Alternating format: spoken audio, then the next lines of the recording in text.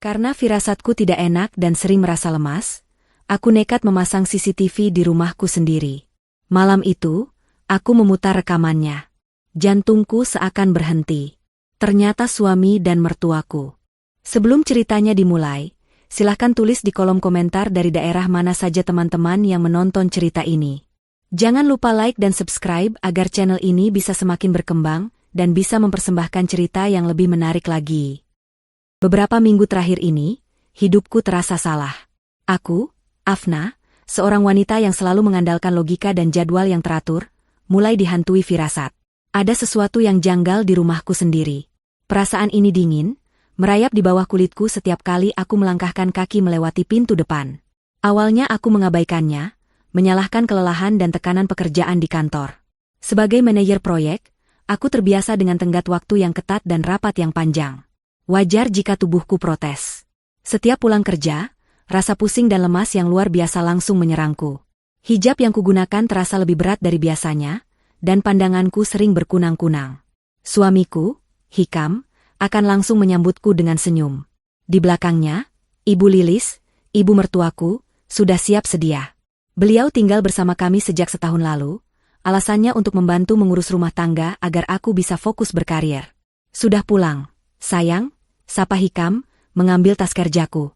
Ayo, Afna, diminum dulu jamu buatannya ibu. Ibu Lilis akan menimpali dari dapur. Beliau selalu muncul dengan segelas minuman herbal hangat. Warnanya pekat dan aromanya kuat. Ini resep khusus.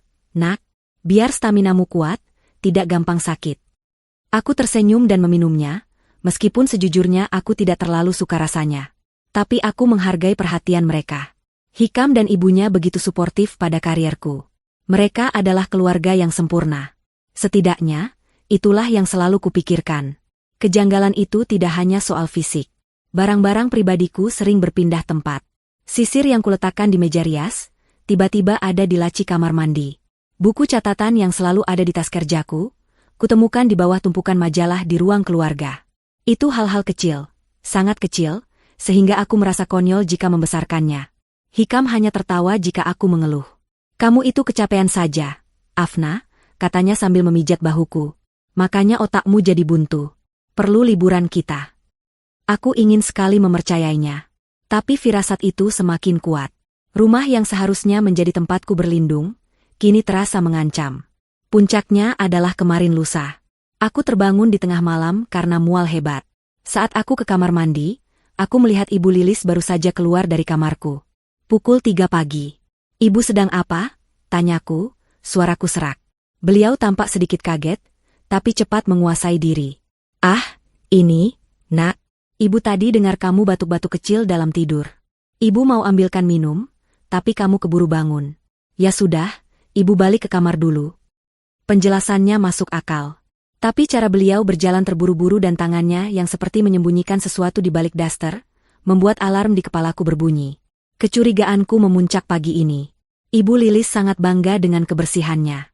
Dapur selalu kinclong, tidak ada debu sedikit pun. Tapi saat aku hendak membuang bungkus teh ke tempat sampah di bawah wastafel, mataku menangkap sesuatu. Di dasar tempat sampah, di bawah kantong plastik hitam yang baru diganti, ada sebuah saset kecil berwarna perak. Saset itu kosong, tanpa merek, hanya ada kode produksi aneh di sudutnya. Aku mengambilnya dengan tisu. Ada sisa-sisa bubuk putih di dalamnya. Aku mengendusnya. Tidak berbau. Kenapa saset ini disembunyikan di bawah kantong sampah? Kenapa tidak dibuang biasa? Jantungku berdebar. Firasat itu kini bukan lagi sekadar perasaan, tapi sebuah peringatan bahaya. Kelelahanku, pusingku, barang-barang yang berpindah tempat, Ibu Lilis di kamarku jam 3 pagi, dan sekarang bubuk misterius ini. Aku tidak bisa lagi mengandalkan logika bahwa semua ini hanya kebetulan. Aku harus tahu apa yang sebenarnya terjadi di rumahku sendiri saat aku tidak ada. Siang itu, di sela-sela jam makan siang kantor, aku membuat keputusan. Aku tidak bilang pada Hikam atau Ibu Lilis. Aku memesan 3 unit kamera CCTV nirkabel secara daring, meminta pengiriman ekspres hari itu juga. Aku beralasan pada atasanku bahwa aku merasa tidak enak badan dan meminta izin pulang lebih cepat. Pukul 3 sore, rumah kosong. Hikam masih di kantor. Ibu Lilis sedang ada jadwal pengajian rutin di kompleks. Paket CCTV-ku sudah tiba. Tanganku gemetar saat membukanya. Aku memasangnya dengan cepat. Satu di sudut ruang tamu, mengarah ke sofa dan pintu utama. Satu di dapur, tersembunyi di antara stoples bumbu, menghadap ke meja makan dan kompor. Dan yang terakhir, yang paling membuatku merasa bersalah sekaligus takut, aku letakkan di dalam kamar tidur kami. Di atas rak buku, terhalang setumpuk buku tebal, lensanya mengarah lurus ke tempat tidur dan meja rias. Aku menghubungkan semuanya ke ponselku. Aku merasa seperti pengkhianat, melanggar privasi suamiku dan ibu mertuaku. Tapi rasa takut yang menusuk di dadaku jauh lebih besar. Aku harus tahu. Apapun kebenarannya, aku harus siap. Malam ini, setelah aku pulang, aku akan melihat rekamannya. Aku memaksakan diri bekerja lembur hari itu. Jantungku berdebar begitu kencang hingga aku takut orang-orang di sekitarku bisa mendengarnya. Notifikasi di ponselku menunjukkan bahwa CCTV di rumah mendeteksi gerakan beberapa kali. Ibu Lilis sudah pulang. Hikam juga sudah di rumah. Aku membalas pesan Hikam yang menanyakan kapan aku pulang. Mengatakan bahwa ada pekerjaan mendadak dan mungkin akan sangat larut. Aku berbohong. Aku hanya butuh waktu. Pukul 8 malam, aku akhirnya memarkir mobilku di garasi. Aku menarik napas panjang. Udara terasa berat dan menyesakan. Aku masuk ke rumah. Suasananya normal. Hikam sedang menonton televisi, dan Ibu Lilis sedang di dapur, mungkin menyiapkan makan malam untukku. Baru pulang. Afna, sapa Ibu Lilis dengan senyum lembutnya yang biasa. Pasti capek sekali. Ayo, makan dulu. Ibu sudah siapkan sup hangat dan jamu spesialmu. Hikam menghampiriku. Wajahmu pucat sekali. Sayang, pekerjaanmu berat ya? Sini, biar aku pijat nanti. Perhatian mereka terasa seperti jarum yang menusuk kulitku. Aku tersenyum kaku. Terima kasih, Bu, Hikam. Aku mau ke kamar mandi dan bersih-bersih dulu. Nanti aku susul makan. Aku berbohong lagi. Aku tidak ke kamar mandi. Aku langsung menuju ruang kerja di lantai atas, satu-satunya ruangan yang aku tahu tidak akan dimasuki oleh mereka. Aku mengunci pintu di belakangku. Tanganku gemetar hebat saat mengeluarkan ponsel. Aku membuka aplikasi CCTV. Aku memutar rekaman dari dapur lebih dulu, sekitar pukul 5 sore. Ibu Lilis ada di sana. Beliau terlihat sedang meracik jamu yang biasa ku minum. Beliau mengambil jahe, kunyit, kencur, semua bahan yang biasa beliau sebutkan. Lalu, beliau berhenti. Beliau melihat ke sekeliling, memastikan tidak ada siapa-siapa. Kemudian, Ibu Lilis merogoh saku dasternya. Beliau mengeluarkan botol kecil berwarna coklat gelap, tanpa label. Beliau membuka tutupnya, dan dengan hati-hati menuangkan beberapa tetes cairan dari botol itu ke dalam gelas jamu yang disiapkan untukku. Setelah itu, beliau mengaduknya perlahan, lalu meletakkan botol itu kembali ke sakunya. Napasku tercekat. Apa itu? Obat? Vitamin tambahan? Kenapa harus sembunyi-sembunyi? Aku memaksakan diri untuk tenang. Mungkin ada penjelasan logis. Aku beralih ke rekaman kamar tidur, sekitar pukul 4 sore, sebelum Hikam pulang. Ibu Lilis masuk ke kamarku. Beliau tidak sedang bersih-bersih. Beliau langsung menuju meja riasku. Beliau membuka laci, mengambil botol diffuser aromaterapi yang selalu kunyalakan sebelum tidur. Beliau membukanya, lalu menuangkan cairan dari botol coklat yang sama ke dalamnya. Jantungku mulai berdebar tak karuan. Tidak cukup dijamu, beliau juga menaruhnya di aromaterapi yang kuhirup semalaman. Belum selesai. Beliau kemudian berjalan ke sisi tempat tidurku. Dari saku yang lain, beliau mengeluarkan saset perak, sama persis seperti yang kutemukan di tempat sampah. Beliau merobeknya, dan dengan gerakan yang sangat pelan dan terkendali, beliau menaburkan bubuk putih halus dari saset itu ke atas bantalku. Beliau menepuk-nepuk bantal itu pelan, seolah merapikannya, menyebarkan bubuk itu agar tidak terlihat. Aku menutup mulutku, menahan jeritan. Ya Tuhan! Apa yang beliau lakukan? Aku kembali ke rekaman dapur. Pukul 6:30 malam. Hikam sudah pulang. Dia masuk ke dapur, di mana Ibu Lilis sedang menyiapkan makan malam. Bagaimana, Bu? Tanya Hikam, suaranya pelan, tapi terekam jelas oleh mikrofon CCTV. Ibu Lilis menoleh. Wajah lembut keibuannya hilang. Yang ada hanya ekspresi dingin dan datar. Semua beres. Dosis di jamunya sudah Ibu tambahkan. Di bantal dan diffusernya juga. Apa ini tidak terlalu lambat, Bu? Hikam terdengar tidak sabar. Aku sudah muak berpura-pura menjadi suami yang baik untuk wanita sok sibuk itu. Hutang-hutangku semakin menumpuk. Jantungku serasa berhenti berdetak. Aku syok tak percaya. Hikam. Suamiku. Ibu Lilis meletakkan pisau di tangannya. Sabar. Kita harus membuatnya terlihat alami. Kita tidak bisa membuatnya mati mendadak. Biar orang mengira dia sakit karena kelelahan kerja. Beliau tertawa kecil, suara yang membuat bulu kuduku berdiri. Sedikit demi sedikit racun ini akan melumpuhkan organnya. Dokter manapun hanya akan mendiagnosisnya sebagai kelelahan kronis atau kegagalan organ karena stres. Setelah wanita berhijab itu tiada, semua hartanya perusahaan yang dia bangun rumah ini, semua akan jadi milikmu, Hikam. Milik kita. Aku tidak bisa bernapas. Tubuhku bergetar hebat. Ini bukan sekadar perselingkuhan. Ini bukan pencurian. Ini adalah rencana pembunuhan. Rencana pembunuhan berencana yang dilakukan oleh suamiku sendiri dan ibu mertuaku. Mereka meracuniku. Perlahan-lahan. Setiap hari. Dengan senyum di wajah mereka. Darah serasa surut dari wajahku, meninggalkan rasa dingin yang membekukan. Aku menatap layar ponsel, melihat dua orang yang paling kucintai dan kupercayai di dunia ini, sedang merencanakan kematianku dengan begitu tenang. Mereka adalah monster. Dan aku telah tidur di samping monster itu setiap malam. Dinding ruang kerja seakan merapat, menghimpitku. Aku menekan tombol, stop, pada rekaman itu. Hening. Satu-satunya suara adalah deru napasku yang tersengal dan detak jantungku yang berpacu liar di dalam dada. Rasanya seperti baru saja berlari maraton, tapi aku tidak bergerak 1 inci pun dari kursiku. Dingin. Tiba-tiba aku merasa sangat dingin. Rasa dingin itu menjalar dari telapak kakiku, naik ke tulang punggungku, dan membekukan otakku. Monster. Mereka adalah monster. Kata itu bergema di kepalaku. Monster yang tersenyum. Monster yang menyiapkanku jamu. Monster yang tidur di sampingku. Air mataku mulai mengalir, panas dan deras. Tapi ini bukan tangisan kesedihan. Ini tangisan amarah. Amarah yang begitu pekat dan murni, begitu mendidih, hingga rasanya bisa membakar rumah ini sampai ludes.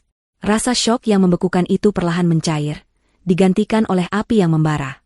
Mereka pikir aku lemah. Mereka pikir wanita berhijab yang sibuk bekerja ini bodoh dan gampang ditipu. Mereka pikir mereka bisa mengambil semuanya dariku, bahkan hidupku. Tidak. Aku tidak akan lari. Aku tidak akan menjerit. Jika aku lari sekarang, mereka akan menang. Mereka akan memutar cerita, mengatakan aku stres, aku gila, lalu memasukkanku ke rumah sakit jiwa sementara mereka melanjutkan rencana. Tidak. Aku akan tetap di sini. Di rumah ini, rumahku. Jika mereka ingin bermain, aku akan bermain. Tapi kita akan bermain dengan caraku. Aku mengambil beberapa napas dalam-dalam, memaksa tubuhku yang gemetar untuk tenang. Aku menghapus sisa air mata di pipiku, memastikan tidak ada jejak. Aku harus turun. Aku harus menghadapi mereka. Aku harus meminum jamu spesial itu, atau setidaknya, berpura-pura meminumnya. Aku membuka kunci pintu dan berjalan menuruni tangga. Setiap langkah terasa berat. Aku bisa mencium aroma sup hangat dari dapur. Aroma yang dulu terasa seperti rumah, kini berbau seperti kematian. Keduanya ada di meja makan, menungguku. Lama sekali. Afna, kamu tidak apa-apa? Tanya Ibu Lilis, wajahnya dipenuhi topeng kekhawatiran yang kini terlihat sangat menjijikan. Ya, Bu. Maaf. Tadi perutku mendadak mual sekali. Jawabku, memaksakan suara lemah. Ini adalah peran baruku. Aku adalah wanita sakit yang semakin parah. Aku harus meyakinkan mereka bahwa racun mereka bekerja. Hikam berdiri dan memapahku ke kursi.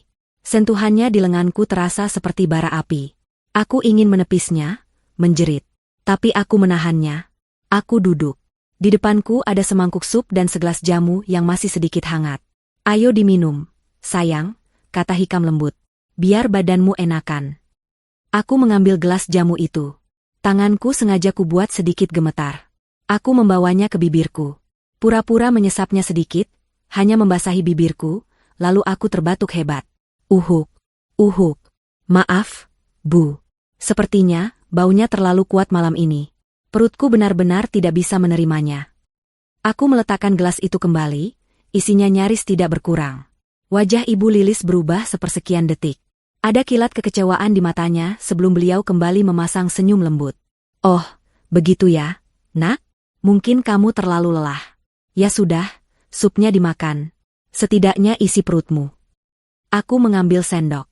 Aku mengaduk sup itu perlahan. Aku memakannya sedikit sekali, mengunyahnya lama sekali. Aku mual, Hikam. Aku tidak kuat lagi. Aku mau istirahat saja. Hikam dan Ibu Lilis saling berpandangan. Aku melihatnya. Itu pandangan kepuasan. Rencana mereka berjalan lancar. Istri dan menantu mereka semakin lemah. Tentu, sayang, kata Hikam. Ayo, aku antar ke kamar. Di kamar, aku langsung ke kamar mandi. Aku memuntahkan sedikit sup yang terpaksa aku telan. Aku menyikat gigiku 2 kali, mencoba menghilangkan rasa racun yang seolah menempel di lidahku. Saat aku keluar, Hikam sedang menyalakan diffuser aromaterapi. Asap wangi langsung memenuhi ruangan. Nah, biar tidurmu nyenyak, katanya. Aku segera menutup hidung. Matikan, Hikam. Baunya membuatku pusing. Aku berakting panik. Aku tidak tahan wangi-wangian malam ini. Hikam tampak kesal sesaat, tapi dia menurut. Dia mematikannya. Lalu aku melihat bantal di tempat tidur. Bantal yang sudah ditaburi bubuk kematian. Aku berjalan ke lemari, mengambil botol air minum yang selalu kusimpan di sana. Aku sengaja menyenggolnya hingga tumpah, tepat di atas bantalku. Oh, ya ampun. Basah, seruku. Hikam menggeram pelan. Kamu ceroboh sekali sih, Afna. Maaf, aku sedang tidak fokus. Kepalaku pusing. Ya basah kuyup. Aku pakai bantal tamu saja ya, kataku, cepat-cepat menarik bantal dari lemari atas, membungkusnya dengan sarung bantal bersih.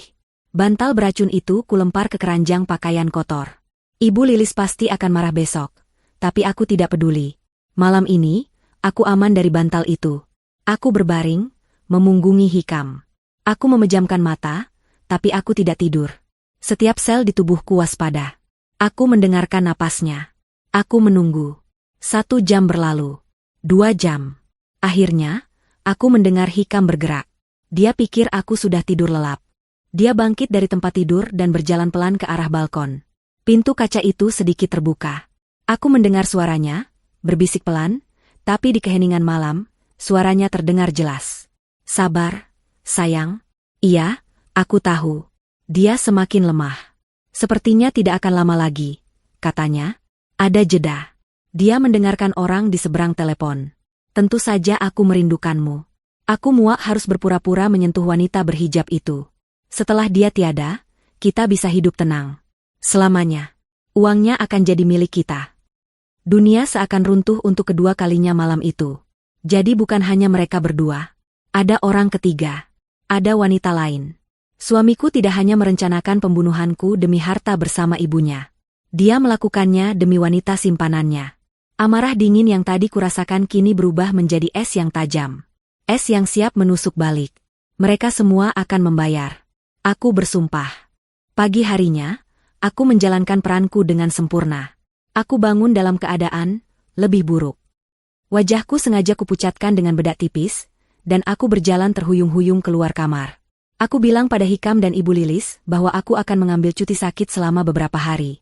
Aku tidak kuat ke kantor, Hikam. Badanku rasanya remuk semua, kataku dengan suara lirih. Tentu, sayang, kamu harus istirahat total, kata Hikam. Aku bisa melihat sorot mata kemenangannya.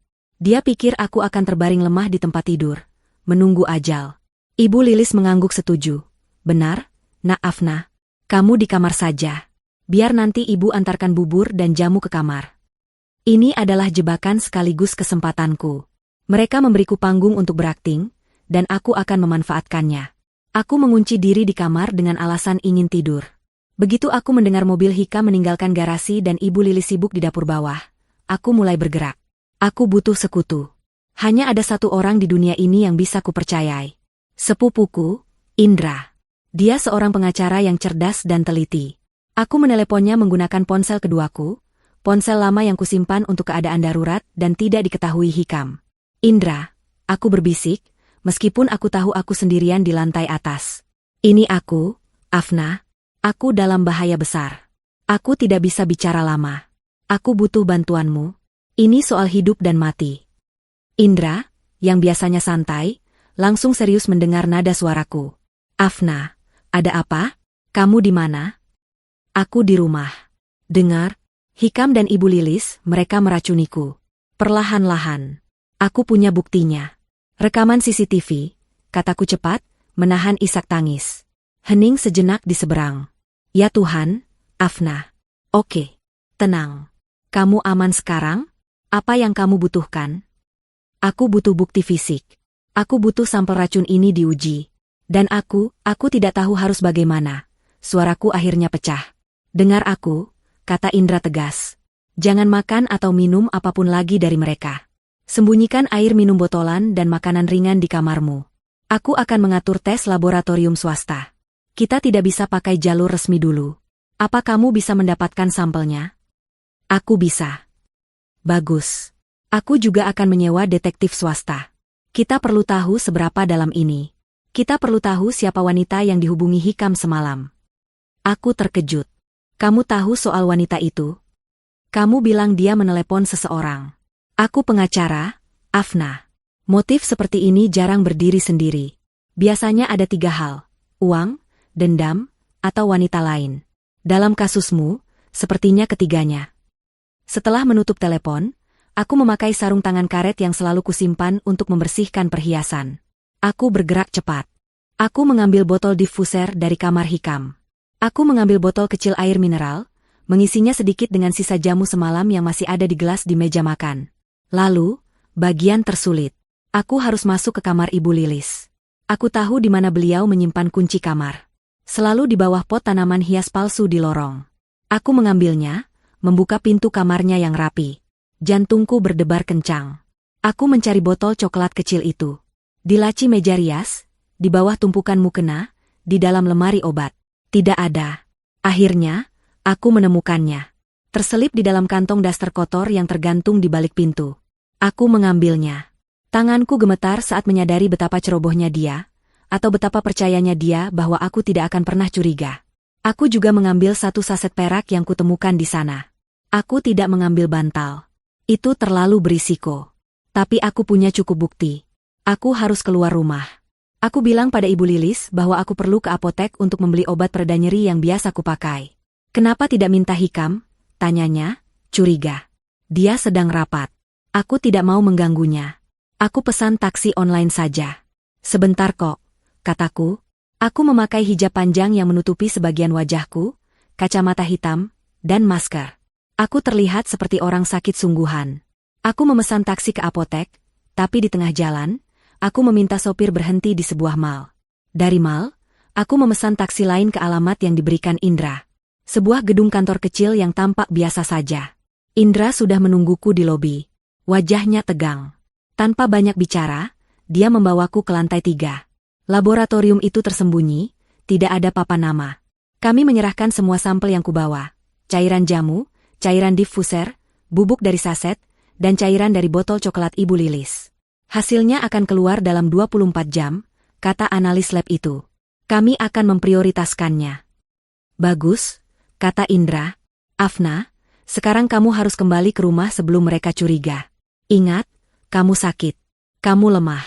Teruslah bermain peran. Kembali ke rumah adalah bagian terberat. Aku harus kembali ke sarang ular itu. Selama 2 hari berikutnya, aku hidup dalam neraka. Aku berpura-pura semakin lemah. Aku nyaris tidak makan apa-apa selain biskuit dan air mineral yang kusimpan di ruang kerjaku. Aku membuang bubur dan jamu buatan Ibu Lilis ke toilet saat dia tidak melihat. Pada hari ketiga, Indra meneleponku. Hasilnya keluar, Afna. Kamu harus duduk. Katakan saja, Indra. Itu arsenik. Dosis rendah, tapi konsisten. Dan bubuk di bantal itu campuran spora jamur langka yang jika terhirup terus-menerus akan menyebabkan kerusakan paru-paru dan kelumpuhan saraf. Cairan di diffuser juga sama. Ini adalah rencana pembunuhan yang sangat terencana, Afna. Mereka bukan amatir. Aku memejamkan mata. Mendengarnya secara ilmiah membuatnya semakin nyata. Ada lagi, kata Indra, suaranya berat. Laporan pertama dari detektif swasta sudah masuk. Aku akan mengirimkan fotonya padamu sekarang. Bersiaplah. Ponselku bergetar. Sebuah email masuk. Aku membukanya. Di layar, aku melihat Hikam. Suamiku. Dia sedang duduk di sebuah kafe mewah, tertawa lepas. Di depannya, seorang wanita sedang tersenyum, dan tangan mereka bertaut di atas meja. Darahku membeku. Aku mengenal wanita itu. Aku sangat mengenalnya. Dia adalah Sarah, mantan asisten pribadiku. Wanita yang kupecat 2 tahun lalu, karena aku pikir dia tidak kompeten, dan sering melakukan kesalahan administrasi yang merugikan perusahaan. Kini aku sadar. Itu bukan ketidakbecusan. Itu bukan kesalahan. Itu adalah sabotase. Rencana mereka telah berjalan jauh lebih lama daripada yang pernah kubayangkan. Foto itu membakar mataku. Sarah, wanita yang dulu sering kubawakan oleh-oleh dari perjalanan bisnis. Wanita yang kuajari seluk-beluk perusahaan. Dia, Hikam, dan Ibu Lilis. Mereka bertiga telah menari di atas penderitaanku. Sekarang aku mengerti. Kesalahan-kesalahan administrasi yang dilakukan Sarah dulu bukanlah kecerobohan. Kehilangan klien penting. Kesalahan penjadwalan. Itu semua adalah sabotase yang disengaja. Mereka sudah merencanakan ini sejak lama. Amarahku kini berubah menjadi sesuatu yang lebih dingin dan tajam. Ini bukan lagi hanya tentang bertahan hidup. Ini tentang keadilan. Aku melanjutkan peranku sebagai wanita sakit. Hari-hariku kuhabiskan di kamar. Aku mengeluh bahwa aku tidak bisa menelan makanan padat lagi. Ibu Lilis, dengan topeng cemasnya, kini membuatkanku bubur encer. Tentu saja, aku tidak memakannya. Aku membuangnya ke kloset saat dia pergi, lalu membersihkan sisanya dengan tisu basah. Aku hanya hidup dari biskuit kering dan air mineral botolan yang kusimpan rapat-rapat di dalam lemari pakaianku, di balik tumpukan hijab. Semakin aku menolak makanan dan jamu mereka, semakin gelisah mereka. Aku bisa melihatnya. Keterkejutan mereka bahwa aku masih bertahan, meski sudah tidak mau diracuni secara aktif, membuat mereka bingung. Atau mungkin, mereka frustrasi karena aku tidak mati sesuai jadwal. Aku butuh tahu lebih banyak. CCTV di kamar dan dapur hanya memberiku gambaran apa yang mereka lakukan. Aku butuh tahu mengapa. Mengapa kebencian ini begitu dalam? Mengapa suamiku sendiri, yang dulu ku kenal lembut, bisa berubah menjadi monster? Aku menghubungi Indra lagi. Aku butuh alat penyadap, bisikku di telepon. Sesuatu yang kecil. Sesuatu yang bisa kutaruh di ruang keluarga. Indra tidak bertanya. 2 jam kemudian, seorang kurir mengantarkan paket berisi suplemen herbal untukku. Di dalam botol suplemen itu, di antara kapsul-kapsul, ada sebuah alat penyadap kecil berwarna hitam, seukuran kancing baju. Menanamnya adalah hal tersulit. Aku menunggu sampai Ibu Lilis pergi ke pasar. Aku berjalan perlahan keluar kamar, berpura-pura terbatuk-batuk dan memegangi dinding untuk menopang tubuh. Aku sengaja jatuh di dekat rak televisi di ruang keluarga. Aduh, seruku pelan. Hikam, yang sedang membaca koran di sofa, terkejut. Afna, kamu kenapa jalan-jalan? Harusnya di kamar. Aku hanya bosan. Mau ambil minum, kataku, terengah-engah. Saat dia membantuku berdiri, tanganku yang gemetar dengan cepat menempelkan alat penyadap itu di balik bingkai foto pernikahan kami yang besar. Bingkai foto yang ironisnya menampilkan kami berdua tersenyum bahagia. Malam itu, aku mendapatkan jawabannya. Aku berbaring di tempat tidur, pura-pura tertidur lelap. Di telingaku tersumpal earphone nirkabel yang terhubung ke ponsel keduaku. Di ruang keluarga di lantai bawah, Hikam dan Ibu Lilis sedang berbicara. Awalnya hanya keluhan. Dia tidak mau makan lagi, Bu. Jamunya utuh. Buburnya dibuang, kata Hikam. Suaranya terdengar kesal. Dia juga tidak mau pakai diffuser dan bantalnya sudah dia ganti. Apa dia curiga? Curiga atau tidak masalah, jawab Ibu Lilis dingin. Tubuhnya sudah telanjur menyerap banyak. Dia sudah lemah. Tinggal menunggu waktu. Tapi berapa lama lagi? Sarah sudah tidak sabar. Hutang-hutangku juga, desak Hikam. Sabar, bentak Ibu Lilis. Kamu ini sama saja seperti ayahmu. Tidak sabaran, selalu ingin instan. Ada hening sejenak. Aku menahan napas. Jangan samakan aku dengan dia, Bu, geram Hikam. Oh, tentu saja tidak. Dia laki-laki lemah yang tidak bisa berbuat apa-apa selain mati. Kamu setidaknya berguna. Suara Ibu Lilis berubah menjadi desisan penuh kebencian. Kamu tahu, Hikam, kenapa aku memilih wanita ini untukmu? Kenapa harus Afna? Karena dia kaya, jawab Hikam datar. Bukan hanya itu, bodoh, sentak Ibu Lilis. Ini tentang dendam. Ini tentang kehormatan keluarga kita yang diinjak-injak. Aku mengerutkan kening. Keluarga apa? Ayahmu. Ibu Lilis melanjutkan, suaranya kini bergetar karena amarah yang tertahan. Ayahmu, Almarhum suamiku, dia adalah rekan bisnis ayah Afna. Mereka membangun usaha dari nol. Tapi ayah Afna licik. Dia menipu suamiku. Dia memalsukan dokumen, mengambil alih semua aset, dan menendang ayahmu keluar hanya dengan pesangon yang menyedihkan. Aku terperangah. Ayahku? Ayahku yang jujur dan baik hati? Tidak mungkin. Ayahmu tidak terima. Dia hancur. Dia jatuh sakit. Stres, depresi, dia meninggal dalam keadaan bangkrut dan terhina. Sementara ayah Afna, dia hidup makmur di atas penderitaan kita. Dia membangun perusahaannya yang besar itu di atas bangkai ayahmu. Aku tahu ayah Hikam meninggal saat Hikam masih kecil, tapi Hikam tidak pernah bercerita detail. Dia selalu bilang itu kecelakaan.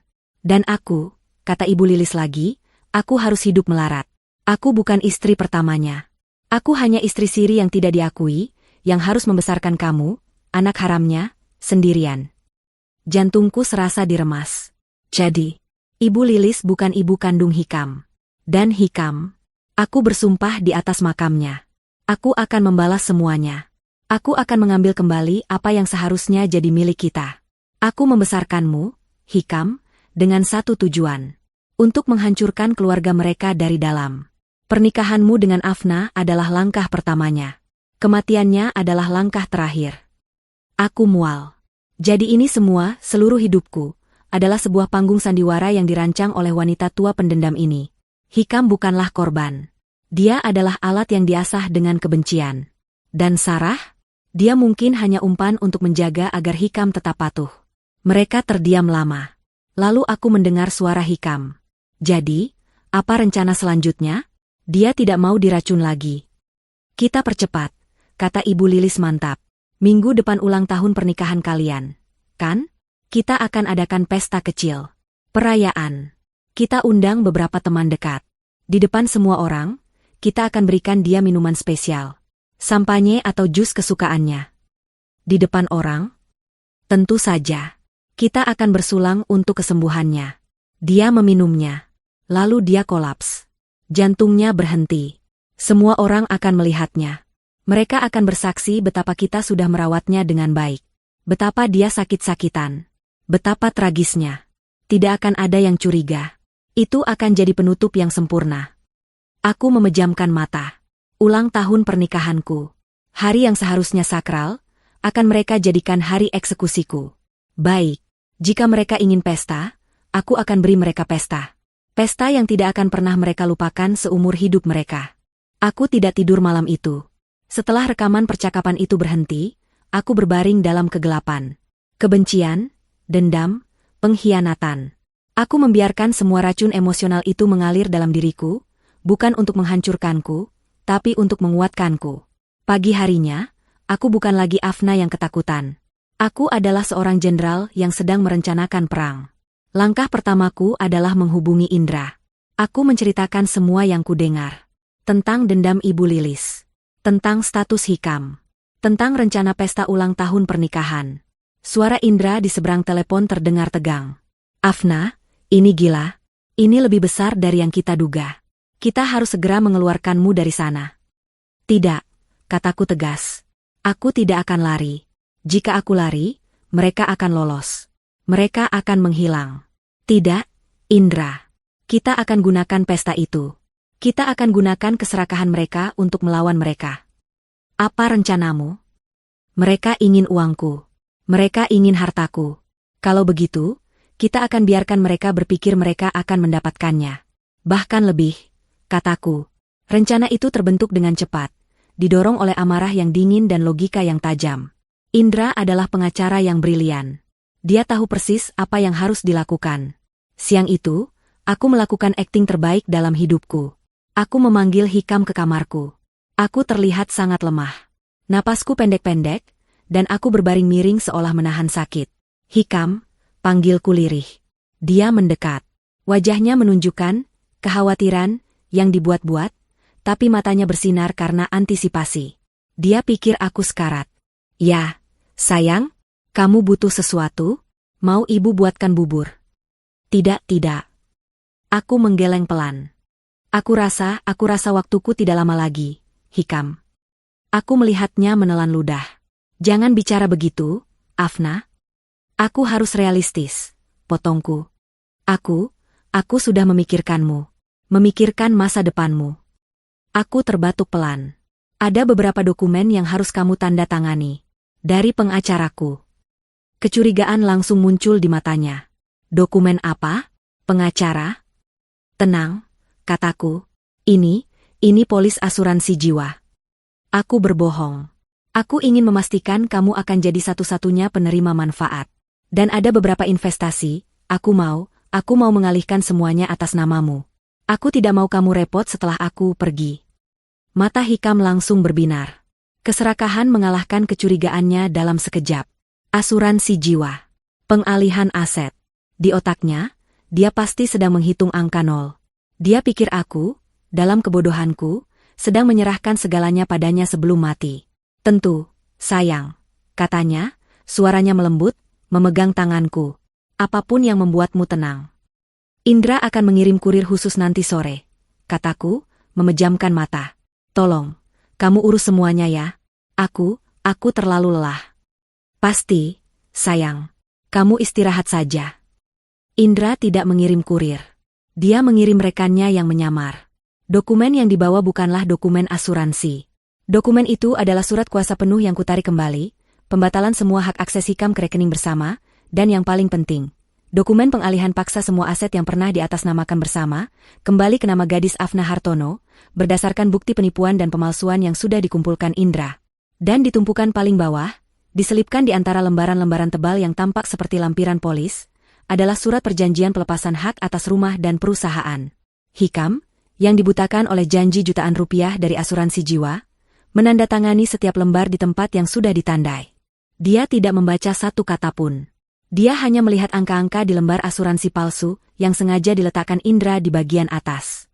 Dia menandatangani kehancurannya sendiri dengan senyum di wajahnya. Sementara Hikam sibuk merayakan kemenangannya yang palsu, Indra dan timnya bekerja di belakang layar. Dalam hitungan jam, semua asetku diamankan. Rekening dibekukan. Surat kuasa baru didaftarkan. Hikam dan Ibu Lilis kini tinggal di rumahku, memakan makananku, sambil merencanakan pembunuhanku, tanpa mereka sadari bahwa mereka tidak lagi memiliki akses peser pun ke kekayaanku. Detektif swasta yang disewa Indra juga terus bekerja. Dia melacak pengeluaran Hikam dan Sarah. Ternyata, Hikam sudah menarik sejumlah besar uang dari rekening perusahaan, yang dia pikir masih bisa dia akses, dan memberikannya pada Sarah. Sarah, di sisi lain, tertangkap kamera sedang berada di agen properti, tampaknya sedang membeli rumah mewah atas namanya sendiri. Mereka tidak hanya merencanakan masa depan. Mereka sudah mulai membelanjakan uangku. Ini sempurna. Indra memastikan semua bukti transaksi gelap itu terdokumentasi dengan baik. Di rumah, persiapan pesta ulang tahun pernikahan dimulai. Ibu Lilis terdengar sangat bersemangat. Aku mendengarnya lewat penyadap, memesan catering mahal, bunga impor, dan sampanye terbaik. Ini harus jadi malam yang berkesan untuk Afna, katanya pada Hikam di telepon, diakhiri dengan tawa kecil yang jahat. Oh, tentu saja, Bu, jawab Hikam. Malam yang sangat berkesan. Aku berbaring di tempat tidurku, mendengarkan mereka menggali kuburan mereka sendiri. Mereka sibuk menyiapkan pesta. Aku sibuk menyiapkan daftar tamu. Daftar tamuku sedikit berbeda. Selain beberapa teman yang benar-benar peduli padaku, Indra juga sudah mengkonfirmasi kehadiran beberapa tamu istimewa. Tim pengacara, notaris, 2 orang petugas kepolisian berpakaian preman, dan seorang jurnalis investigasi ternama yang haus akan cerita besar. Panggung telah disiapkan. Gaun untuk malam eksekusiku sudah tergantung di lemari. Bukan gaun untukku. Gaun untuk mereka. Malam pesta ulang tahun pernikahan kami tiba. Rumahku, yang selama berminggu-minggu terasa seperti kuburan yang dingin, kini disulap menjadi panggung pertunjukan. Ibu Lilis benar-benar berusaha keras. Ada bunga lili putih di setiap sudut. Ironis sekali, bunga yang melambangkan kesucian, kini terasa seperti bunga pemakaman.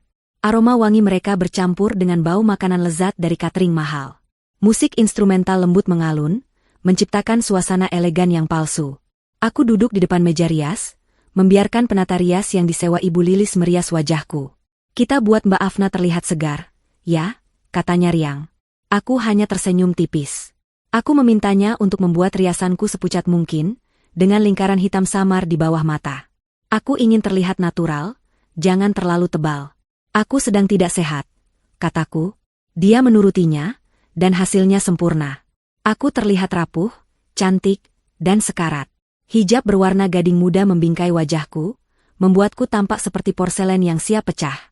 Hikam masuk ke kamar. Dia mengenakan jas mahal yang aku tahu dia beli menggunakan uangku minggu lalu. Dia tampak luar biasa tampan, dan luar biasa menjijikan. Sayang, katanya, suaranya dibuat bergetar penuh emosi.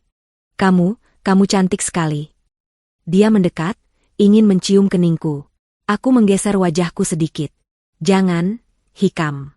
Nanti riasanku rusak. Aku lelah sekali.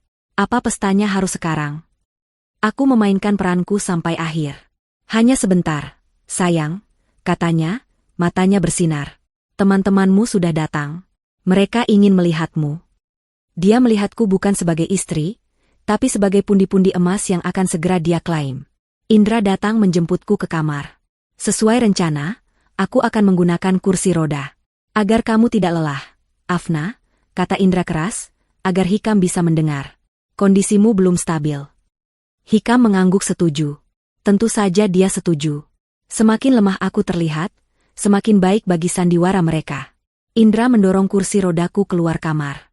Saat kami di lorong, dia berbisik pelan. Semua siap. Polisi ada di dekat pintu keluar. Jurnalis ada di dekat meja minuman. Tim pengacara di sudut. Notaris di belakang.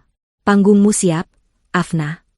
Terima kasih, Indra, balasku, suaraku tak bergetar. Saat aku didorong memasuki ruang keluarga yang sudah penuh tamu, musik berhenti sejenak. Semua mata menoleh padaku. Ada tatapan kasihan. Ada yang tulus, dari teman-temanku yang benar-benar khawatir. Ada yang penuh antisipasi, dari tamu-tamu istimewa Indra. Dan ada tatapan dari Ibu Lilis. Beliau mengenakan gamis brokat mewah berwarna hijau zamrud, tampak agung dan keibuan. Beliau tersenyum padaku, senyum seorang malaikat. Malaikat maut. Beliau menghampiri, membenarkan selimut di pangkuanku. Selamat datang, nak. Selamat ulang tahun pernikahan. Ibu berdoa ini jadi malam yang indah untukmu. Terima kasih, Bu, kataku lemah. Pesta berlangsung. Orang-orang datang menyapaku silih berganti. Aku hanya tersenyum, mengangguk, dan sesekali terbatuk pelan. Hikam dan Ibu Lilis adalah tuan rumah yang sempurna. Mereka tertawa, menyapa tamu, memastikan gelas semua orang terisi. Mereka terlihat seperti keluarga yang berbakti, merawat anggota keluarga mereka yang sakit parah. Aku melihat jurnalis investigasi yang diundang Indra, Taufan. Dia tidak banyak bicara. Dia hanya mengamati. Matanya yang tajam merekam setiap interaksi, setiap senyum palsu Hikam, setiap sentuhan, penuh kasih, Ibu Lilis. 1 jam berlalu. Akhirnya, momen itu tiba. Ibu Lilis bertepuk tangan pelan, meminta perhatian. Selamat malam, bapak-bapak, ibu-ibu. Terima kasih sudah hadir di malam spesial putra saya, Hikam, dan menantu kesayangan saya, Afna, katanya, suaranya lembut. Meskipun kita tahu kondisi Afna sedang tidak baik, tapi cinta mereka berdua begitu kuat. Kami ingin merayakannya. Hikam mengambil alih. Dia berdiri di samping kursi rodaku, satu tangan diletakkan di bahuku. Aku bisa merasakan keringat dingin di telapak tangannya. Dia gugup. Tentu saja, ini adalah adegan puncaknya. Terima kasih semua, kata Hikam, suaranya dibuat serak. Melihat istri saya, Afna, berjuang setiap hari, itu berat. Tapi malam ini, dia adalah wanita terkuat yang saya kenal. Dia menatapku. Sayang, aku mencintaimu. Sangat. Para tamu wanita mulai terlihat terharu. Teman-temanku menatap Hikam dengan kagum. Betapa setianya suami ini. Dan untuk merayakan cinta kami, lanjut Hikam. Ibu Lilis maju. Beliau membawa nampan perak kecil. Di atasnya, hanya ada 2 gelas sampanye yang berkilauan. Atau lebih tepatnya, jus apel bersoda, karena aku tidak minum alkohol. Tapi aku tahu, 1 di antaranya sudah dispesialkan. Hikam mengambil 1 gelas. Ibu Lilis mengambil yang lain.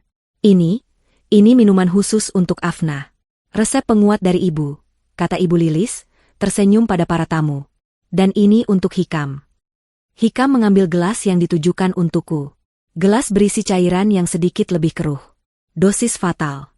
Dia berlutut di depan kursi rodaku, menyamakan tingginya denganku. Ruangan hening. Semua kamera ponsel terangkat, ingin mengabadikan momen romantis ini. Untuk istriku tercinta, bisik Hikam, matanya menatap lurus ke mataku. Semoga kamu tenang. Dia hampir salah bicara, tapi cepat meralatnya. Semoga kamu lekas sembuh. Aku menatap matanya. Aku melihat semuanya. Keserakahan. Ketidaksabaran. Kelegaan karena ini semua akan segera berakhir. Tanganku yang sengaja kubuat gemetar, terulur mengambil gelas itu. Aku memegangnya. Cairan itu berkilauan di bawah cahaya lampu. Cairan kematianku. Aku mengangkat gelas itu sedikit. Terima kasih, Hikam. Terima kasih, Ibu. Aku membawanya mendekat ke bibirku. Hikam tersenyum. Ibu Lilis tersenyum. Lalu, aku berhenti. Aku menurunkan gelas itu perlahan. Aku menatap Hikam. Terima kasih, sayang. Tapi sebelum aku minum, suaraku terdengar lemah, tapi cukup jelas untuk didengar di ruangan yang hening itu. Aku punya hadiah kecil untuk kalian. Wajah Hikam menegang. Senyum Ibu Lilis sedikit goyah. Hadiah apa, Nak? Aku tidak menjawab. Tanganku yang bebas merogoh saku di balik selimut di pangkuanku. Aku mengeluarkan sebuah remote kecil. Hadiah untuk merayakan semua kejujuran dan semua pengorbanan yang telah kalian berikan padaku. Dan aku menekan tombolnya.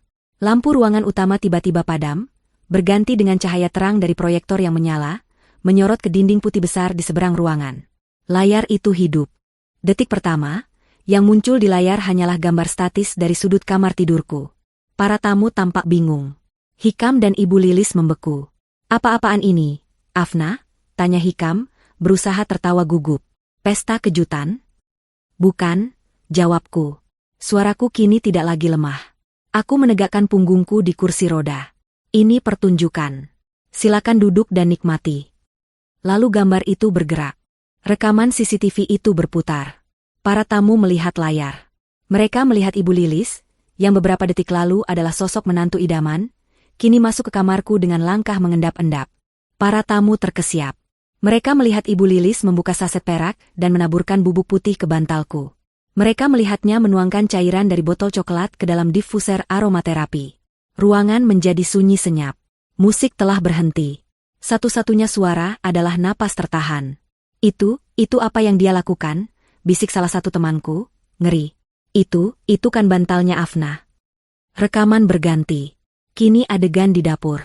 Para tamu melihat Ibu Lilis dengan hati-hati menuangkan cairan dari botol coklat yang sama ke dalam gelas jamu.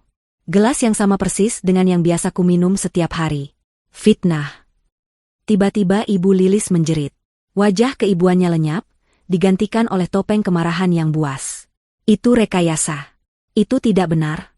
Afna, apa yang kamu lakukan? Duduk, Bu, kataku tenang, suaraku menggema. Bagian terbaiknya belum dimulai. Rekaman dapur berlanjut. Hikam masuk. Para tamu melihat, suami setia, itu berbicara dengan ibunya. Suara dari mikrofon CCTV terdengar jernih, diperkuat oleh sistem suara yang telah dipasang indra. Apa ini tidak terlalu lambat, Bu? Suara Hikam memenuhi ruangan. Sabar. Kita harus membuatnya terlihat alami. Sedikit demi sedikit racun ini akan melumpuhkan organnya. Setelah wanita berhijab itu tiada, semua hartanya rumah ini, semua akan jadi milikmu, Hikam. Milik kita. Jeritan tertahan terdengar dari para tamu. Beberapa dari mereka menutup mulut, mata mereka terbelalak ngeri. Teman-temanku menangis. Tidak, teriak Hikam, wajahnya pucat pasi.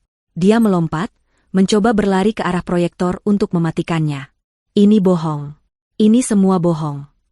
Tapi sebelum dia bisa mengambil dua langkah, dua pria tegap yang dari tadi diam di dekat pintu keluar, bergerak cepat. Mereka bukan tamu.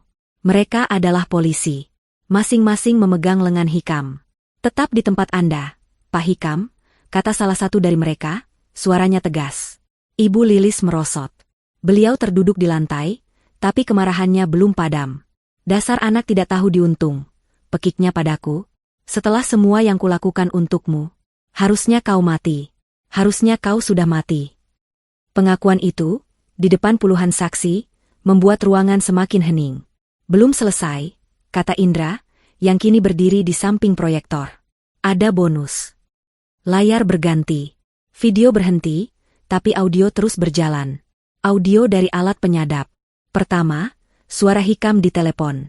Sabar, sayang. Iya, aku tahu. Dia semakin lemah. Aku muak harus berpura-pura menyentuh wanita berhijab itu. Setelah dia tiada, kita bisa hidup tenang. Selamanya. Wajah Hikam, yang dipegangi oleh polisi, berubah dari panik menjadi hancur. Dia tahu dia sudah habis. Lalu, audio pengakuan Ibu Lilis. Cerita tentang dendamnya pada ayahku.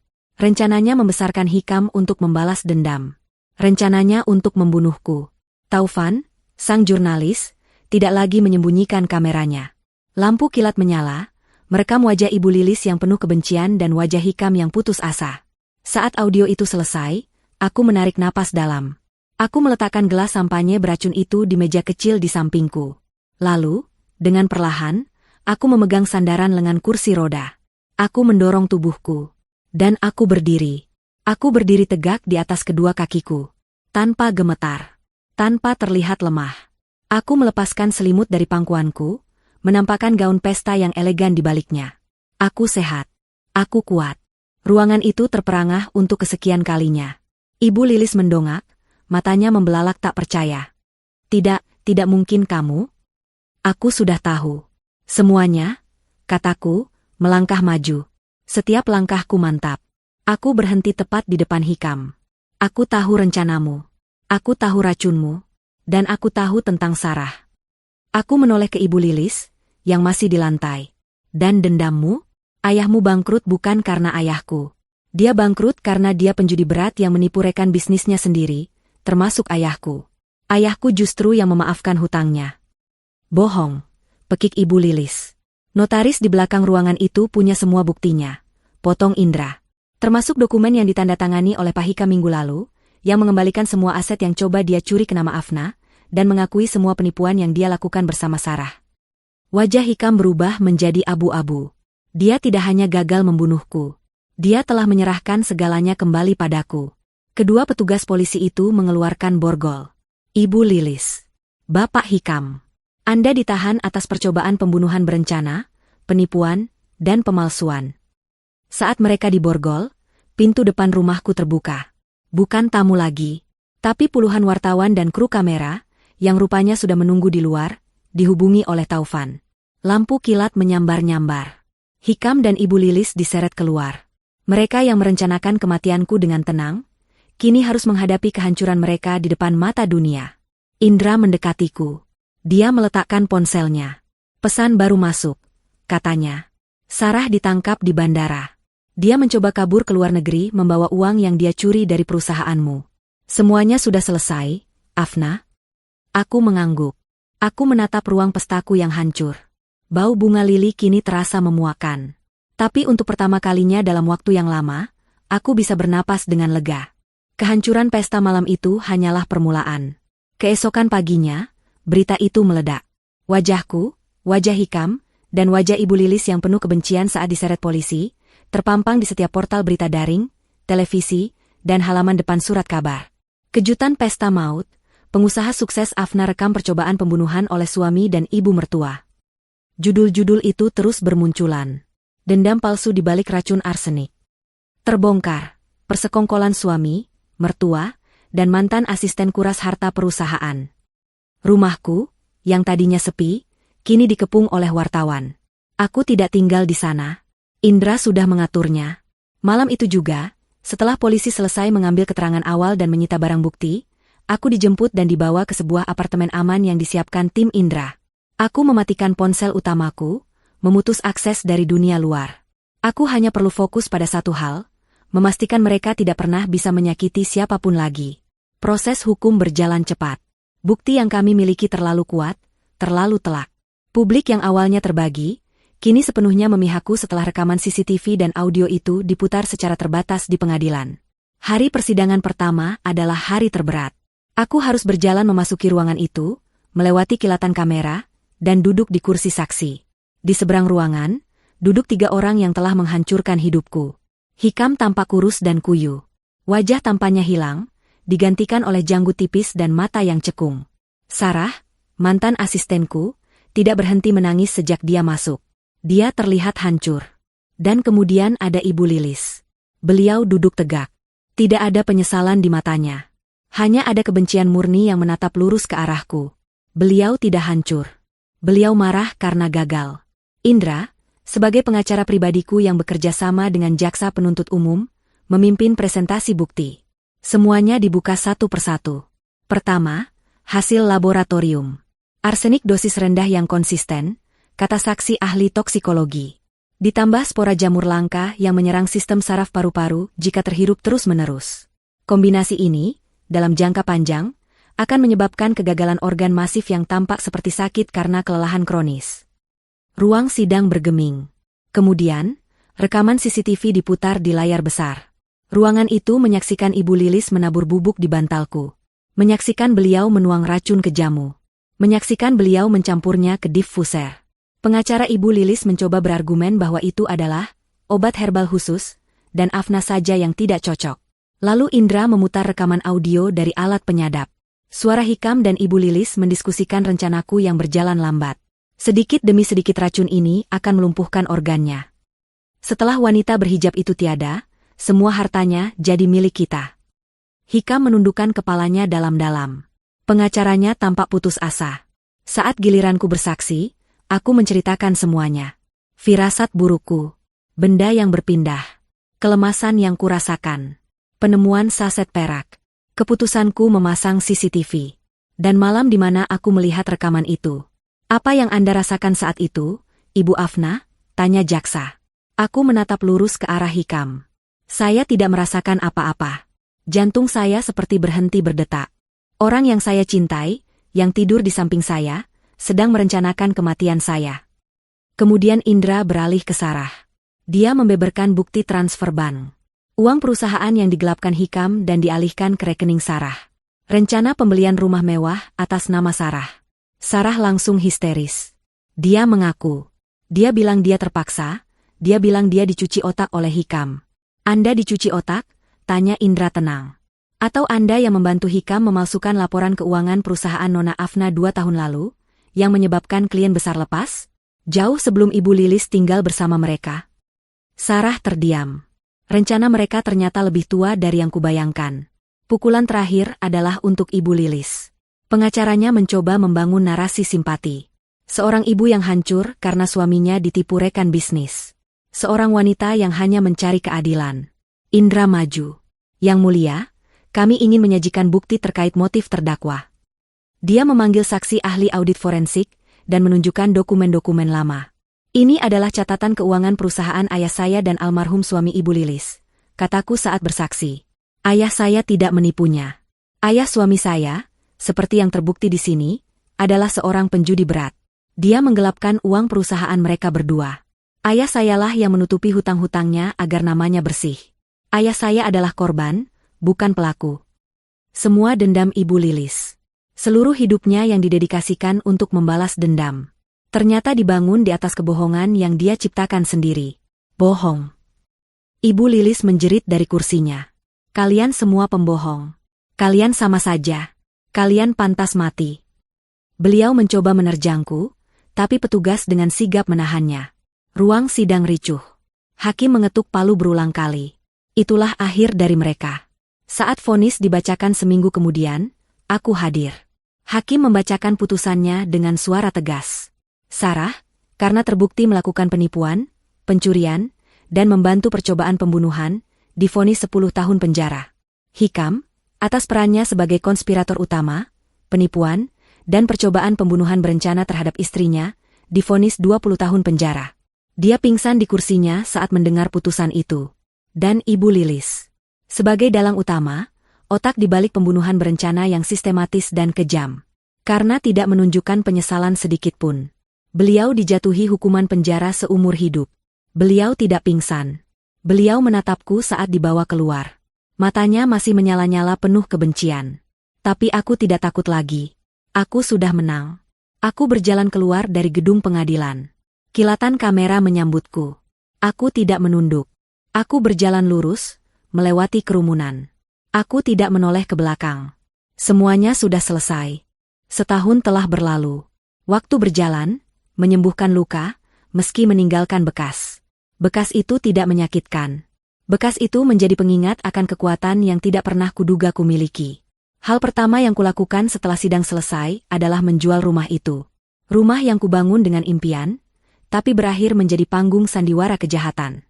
Aku menjualnya dengan harga murah, hanya ingin cepat lepas. Aku tidak peduli dengan uangnya. Aku hanya ingin kenangan buruk itu terkubur bersamanya. Aku menyumbangkan semua perabotan. Aku tidak membawa apa-apa selain pakaian dan beberapa foto orang tuaku. Proses perceraianku dari Hikam selesai dengan cepat. Dia tidak bisa menuntut apa-apa. Dokumen yang dia tanda tangani di hari dia pikir aku akan mati, yang mengembalikan semua aset ke namaku, menjadi bukti final di pengadilan perdata. Dia kehilangan segalanya. Hari ini, aku tinggal di sebuah apartemen di pusat kota. Letaknya tinggi, di lantai 30. Dari balkon ini, aku bisa melihat seluruh kota berkilauan di malam hari, dan menyambut matahari terbit di pagi hari. Tidak ada lagi taman yang harus diurus, tidak ada lagi dapur besar yang berisik. Hanya ada aku, ketenangan, dan ruang yang cukup untuk bernapas. Perusahaanku, setelah goyangan hebat akibat sabotase Sarah dan Hikam, kini bangkit kembali. Aku bekerja lebih cerdas, tidak lagi gila kerja. Aku belajar untuk mempercayai orang lagi, tapi kali ini dengan lebih hati-hati. Indra, sepupuku, kini menjadi bagian dari dewan direksi perusahaanku. Dia adalah sauhku. Tapi pekerjaan bukan lagi satu-satunya fokusku. Pengalaman itu mengubahku. Racun yang hampir membunuhku, telah kubuah menjadi sesuatu yang lain. Aku menggunakan sebagian besar, harta, yang coba direbut oleh Hikam dan Ibu Lilis untuk mendirikan sebuah yayasan. Yayasan Cahaya Afna. Yayasan ini tidak berfokus pada kekerasan fisik. Fokus kami adalah membantu korban kekerasan dalam rumah tangga yang tidak terlihat. Korban gaslighting. Korban manipulasi psikologis. Korban penipuan finansial oleh pasangan atau keluarga sendiri. Kami menyediakan bantuan hukum, perlindungan, dan konseling trauma bagi mereka yang, seperti aku, merasa terjebak di rumah mereka sendiri. Aku sering mendapat kabar dari penjara. Bukan karena aku mencari. Kadang pengacara yang mengurus kasus lain menceritakannya. Ibu Lilis masih di sana, menua dalam kebencian, masih menceritakan pada siapa saja yang mau mendengar bahwa dia adalah korban. Hikam, setelah beberapa tahun, dikabarkan hancur secara mental, menyadari dia menukar hidupnya demi kebohongan ibunya dan keserakahan wanita simpanannya.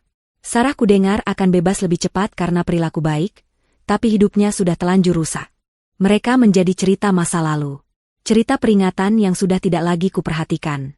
Pagi ini, seperti pagi-pagi lainnya, aku bangun sebelum subuh. Aku mengambil air wudhu, menunaikan salatku di ruangan yang tenang. Ada kedamaian yang luar biasa dalam rutinitas itu. Setelahnya, aku tidak kembali tidur. Aku membuat secangkir kopi. Bukan jamu herbal. Aku tidak akan pernah minum jamu lagi. Aku melangkah ke balkon. Udara pagi masih segar. Hijab olahragaku sudah terpasang rapi. Di ufuk timur, garis jingga pertama mulai membentang. Matahari terbit yang baru akan segera tiba. Aku menyesap kopiku. Rasanya sedikit pahit, tapi hangat. Sama seperti hidup. Aku tersenyum. Aku selamat. Aku tidak hanya selamat. Aku hidup. Dan aku lebih kuat dari yang pernah mereka bayangkan.